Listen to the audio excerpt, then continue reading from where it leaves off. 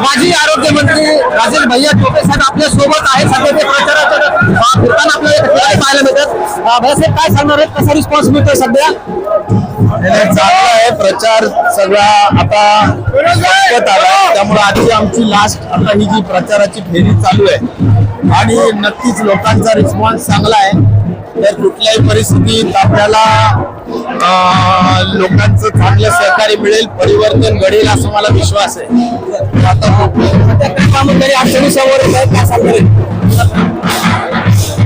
ते लोकांच्या नगरपालिकेच्या प्रचंड अडचणी आहे, पाणी नाहीये, दहशत आहे आणि भ्रष्टाचार प्रचंड आहे नगरपालिकेत आणि त्यामुळे या सगळ्यांना वैतागलेली जनता आणि त्या दृष्टिकोनातून बदल घडवून आणण्याच्या दृष्टिकोनातून हा निर्णय लोकांनी घेतलेला आहे.